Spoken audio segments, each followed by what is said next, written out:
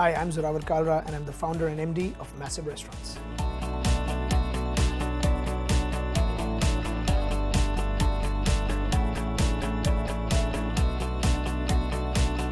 The name is very interesting. The name was conceived because that was the vision.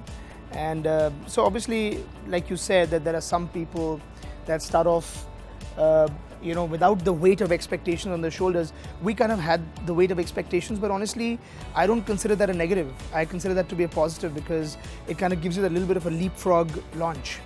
So I think for us, we'd already exited a successful company. When Massive started, 6 months after I sold my previous company, I had immense expectations of myself, but the industry had also high expectations from us. So we could not really falter. Plus, when you have a big name like Kalra and his name to uphold and his legacy to uphold, he spent 30 years building something, and it's a lot of pressure to kind of make sure that you don't falter, that you keep the flag flying high, that you keep his name up. So, in a way, there was pressure, but I think I kind of personally, my personality is that I thrive on pressure, and if there's pressure, I tend to perform better, I guess. And it kind of gives me that impetus to really focus my energies and all that. So I think in some way Massive started off with a lot of expectations, and that kind of pressure helped us rather than detract from, rather than make us scared or weary of our approach. We like to do things on a massive scale, hence the name. And I think that's how the ethos and the culture of the company began and continues to develop. The key goal of this company was to put Indian food on the global palate. That's been my father's crusade for 30 years, and I intend to take it forward. I intend to take it forward, and I intend to do my best to make sure that Indian food is recognized for what it is, which is, in my opinion, the finest cuisine on the planet, the most sophisticated, with the deepest culinary philosophy that you can ever imagine. And it's up to us as Indians to take it forward and make the whole world realize the potential and the quality, because right now it's still conceived, it has a perception problem. And with Farzi Cafe and Masala Library and some of our other brands, we intend to change that perception. We intend to take something that is great, but package it a little bit nicer and present it to the world to consume.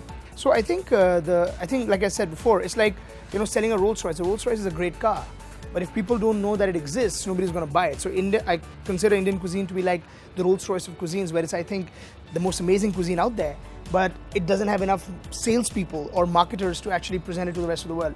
Yes, Farzi is doing a great job of presenting it, but I think if the subject matter is so strong, then the artist has an easy time painting the picture. It's so catchy, right? I mean, you can't get over it. So first thing we always think of a name is to make it very easy to remember, because that's basic marketing 101, right? That you have to make a name that resonates, that sticks with you. So Farzi Cafe started off being a name that was very catchy, very easy to remember, very Indian at heart. But it also had this very deep logic to the word Farzi. And Farzi means fake in Urdu or Hindi, but it also has a connotation of illusion. So we took on to the word of illusion, and we use a lot of cutting-edge, post-molecular, post-modern techniques, and we use them to create a sense of wow to the diner. So that illusion is the take that we had on Farzi, and how what you see is not what you get. So what you're expecting, when you eat it, it tastes the same, but it doesn't look like what you were expecting it to look like. So I think that illusion is what we played on, and Farzi Cafe has now become a name that kind of resonates across the world. So people in the Middle East think that it's theirs. In India, we think it's ours. I'm assuming sometime down the line, the West will think, oh, wait a minute, this is a very cool sounding name. Let's call it Farzi or whatever, however they're going to pronounce it. But I think it's going to be very interesting to see how the world accepts the food. The name is, beyond a point, it's just a sound. So to the youth for whom we actually built this brand, we built this brand for the youth. We wanted the youth to be re-excited about Indian food. They always went there, but they went for Dadaji's birthday or parents' anniversary. They never went for date night. They never went for a party with friends to an Indian restaurant. Farzi single-handedly changed that. It got the youth reinterested. We got ladies to come to an Indian restaurant. They never used to come. They used to think food is heavy, it's not cool, it's not hip, all that stuff. Farzi is very cool, it's very hip. It has the option to eat light. It has the high energy atmosphere, so the youth wants to come and have drinks at night. And it has something very unique that they hadn't seen before. So I think it kind of ticked all the check boxes, and in a way was able to reignite passion amongst the youth for their cuisine, which they all love, but they were finding it against their whatever, their ego to accept that I'm going out to eat butter chicken, but we all love butter chicken. We all love dal makhani. We'll never stop loving it. It just had to be repackaged better.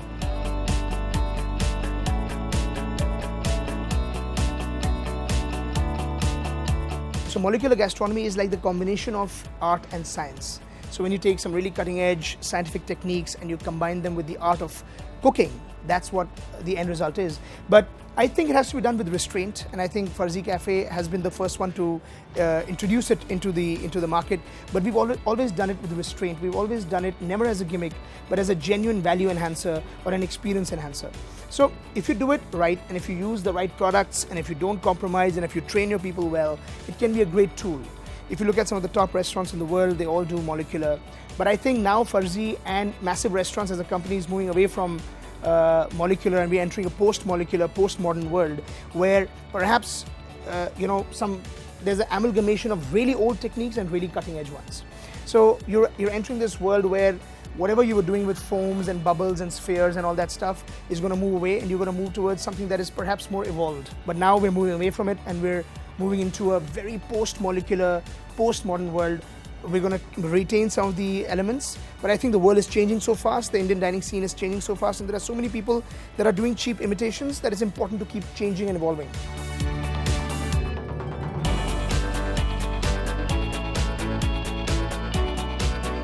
I think there's going to be some mega trends. Mega trends, I mean trends that are going to last for several years rather than for a few months. So they're not fads, they're trends or phenomena. And in India, I see over the next year, or the next 18 months, I see regional cuisine picking up significantly. So it's already there, it's already happening, and people are really excited about Indian food. So I think Indian regional foods are going to pick up significantly because people are getting very health conscious, they're traveling the world, and now organic food is finally getting affordable. So the restaurants can buy organic vegetables and fruits and stuff without having to increase the prices at a ridiculous level. And it's going to be a way where you can be closer in touch with finding out what you're eating, because we put so many chemicals into our body nowadays that it's very important to eat healthy, and I think organic food is the future. Locally sourced is another thing. We want to promote and support our farmers. I don't want to buy imported stuff, but really as a company our policy is now going to change towards supporting the local farmer. We want our Indian farmer to get the support of the restaurant industry, and we have so many restaurants. I mean, we add 2% of the country's GDP. 2% of India's GDP comes from one industry. So that's a lot of money that can be paid out to the farmers. If that entire 2% is entirely sourced locally, imagine there would be far fewer farmers suiciding. So it's a very important topic for me. I find this very important personally, that we have to support our people. There are people that live nearby. There are people that are having a very low quality of life, and if by buying from them rather than importing we can add to their quality of life and we can support them, then that's what we're going to do for sure, and that's what this company is going to move towards.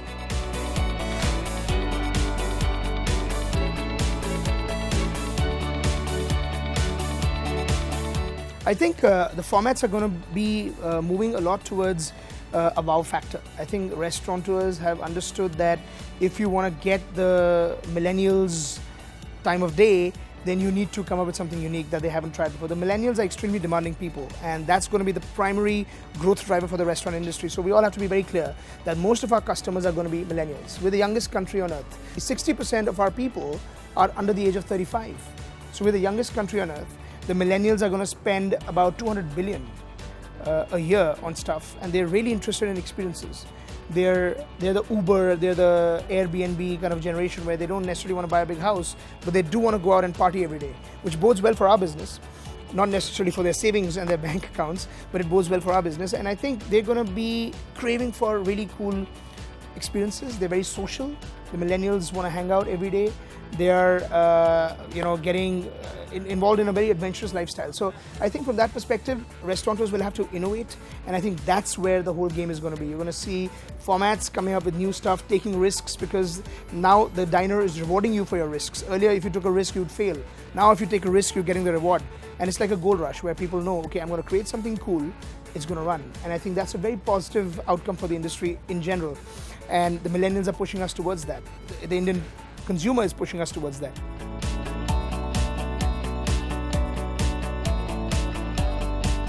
For a company, for a restaurant company specifically, it's very important to latch on to as many consumers as you can, because it costs 10 cents to the dollar to get a repeat customer than to acquire a new one. So with that math in mind, I think it makes logical sense for companies to invest in technology, take social media as the number one method to propagate your brand and to spread the word. So for example, our company now spends almost 90% of our entire marketing budget on purely social media platforms. So using social media as a tool is great, because I think it's a fantastic tool. Some people say it's a double-edged sword, and maybe it is, but I think the advantages far outweigh any cons. So what you're getting is, you're getting exposure to millions of people across the country at a fraction of the cost that it would cost you through traditional media methodologies. So we're using social media in a very aggressive manner, but we're also using CRM very effectively, and that's where products like Inresto come in, where you really have this ability through one platform to be able to tackle practically every aspect of a diner's experience, their information, their special days like their birthdays or anniversaries, and what their tastes and preferences are like, and really utilize that effectively to reach out to them and then perhaps retain them. The chances of a consumer to come back to your restaurant a second time is around 50% if he has a good experience. If he comes a third time, his chances of coming back are about 55%. But if he comes a third time, the chances of you retaining a customer becomes as high as 80%. So if he comes a third time, you have him for life. So how to get him from the first to the third is the key. And the way to do that is by making sure that you know his tastes and preferences, you know what makes him happy, and giving him a level of personalization that he's perhaps not used to. And that's where the CRM system comes into play, and that's where technology comes into play. And we're a big ardent supporter of technology. We seriously feel that technology is perhaps the best tool for the restaurant industry today to grow its business, and we're fully supporting it, whether it's online POS systems, cloud-based, whether it's Inresto-like platforms that help us in collecting data and then utilizing it for marketing and sales purposes, or whether it's just using social media as the primary form of marketing. I think technology is the key, and technology is going to help the restaurant industry grow at a pace that was not possible without technology. So I think that's what we're really looking at. We're looking at utilizing CRM and social media in a very effective manner going forward.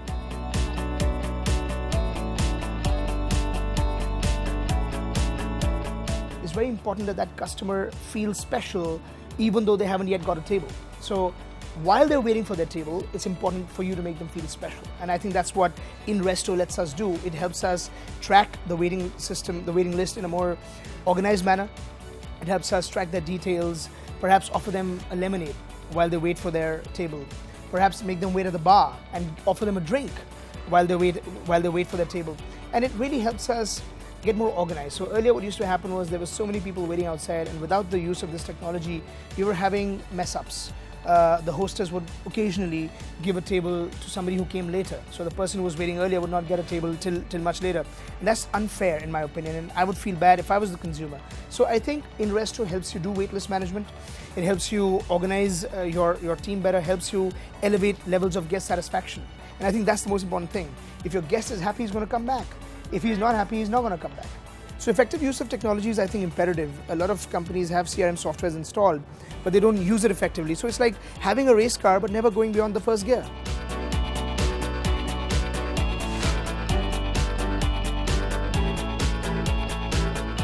The power of feedback is monumental. There is no single thing that we focus more on a daily basis than feedback. And we take that feedback very, very seriously, because that's real live updates on how we're performing. It's like a scorecard.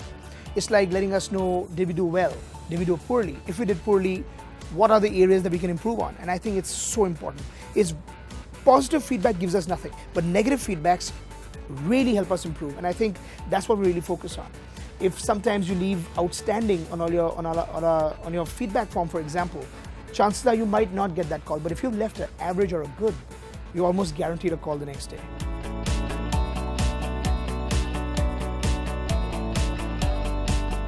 The advantage of obviously doing it through an online system is the immediacy through which action can be taken. The fact that that feedback form cannot be hidden away. Once it's there online, it's going to reach the powers to be. So I think it's amazing to be able to use technology to not only enhance the guest experience, but to strengthen your internal systems. So for me, the use of a tablet to record feedback is significantly more effective than to do it through a card system.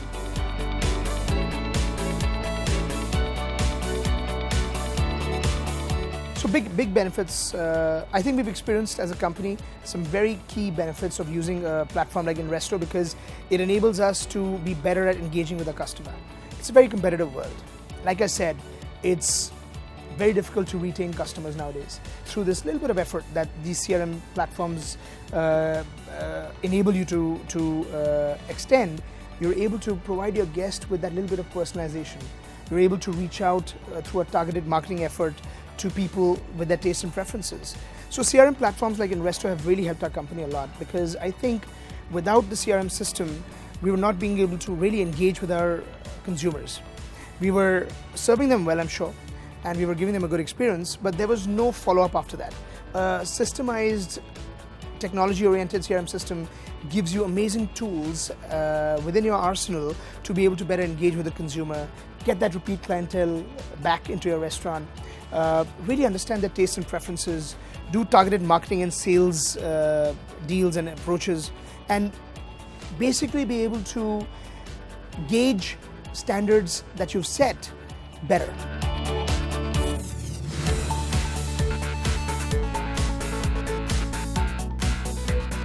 I think internationally you're going to see a lot of very cool trends coming up in the next 18 months. And like how in India you're seeing regional cuisine really becoming important from various states, internationally you're going to see countries that were not considered a culinary tour de force to really become prominent. I'm seeing German restaurants pop up everywhere. And one of the top restaurants in London right now is called the German Gymnasium, and it's a fabulous restaurant, beautifully built, great food. And the world has so much food to offer. You know, Scandinavia, before Noma, was not known for its cuisine. And now, after one restaurant and one chef, Rene, you suddenly have an entire continent's food become at the forefront of cutting-edge dining trends. So it's very important to see some of these places that are perhaps not known for their food to come up with good restaurants, because only through restaurants can they spread the word. And there's such amazing food available in this world. Why restrict yourself to the 3 or 4 main cuisines?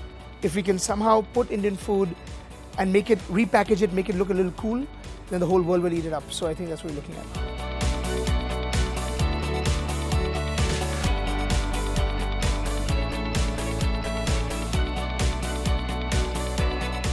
Dining out in India is huge, right?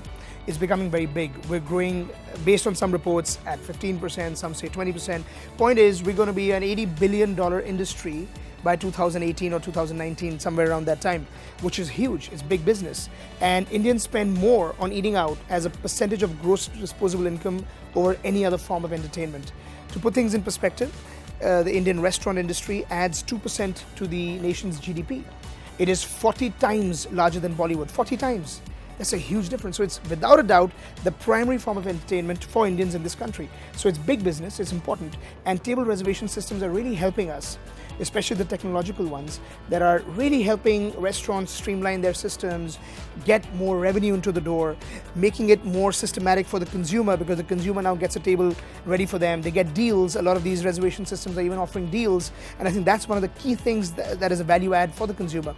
So you come, you get a deal, you get a table confirmed, you have a great experience. The restaurant is able to utilize this technology partner like an extension of their marketing department, whereby they're able to have their deals pushed out through their massive database of systems like Dine Out and Investo, and really be able to harness what is available to them. The data that's there is being able to be harnessed and mined more effectively. So I think the table reservation and technological platforms are adding immense value. They're going to help the restaurant industry grow faster. They're going to make it better for the consumer by offering deals and table guarantees, and they're going to help restaurants by getting more revenue, especially in off-peak hours. So I think it's a great system. It's a way to be able to really harness technology to do better for the world.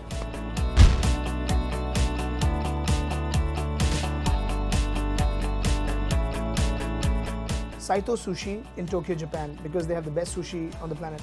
In India, my favorite restaurant would be this place, small little place that is in Gurgaon called Matamal, which is Kashmiri Pandit food.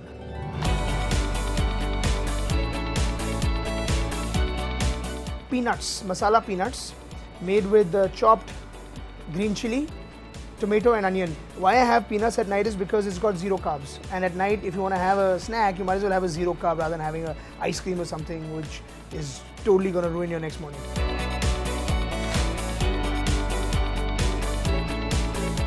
I would be a race car driver.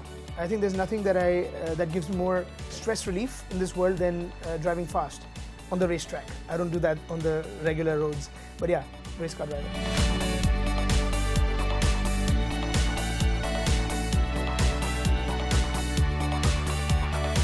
We had this amazing sandwich in Farzi Cafe called the Rishta Meatball Sub.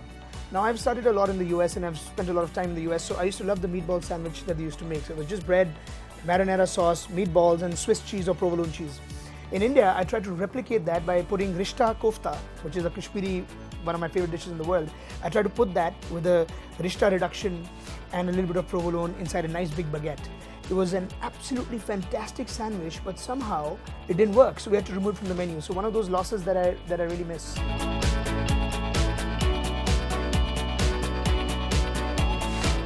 Without being very specific, because I think there are a lot of players in the field, but I think this whole chai business is going to do very well.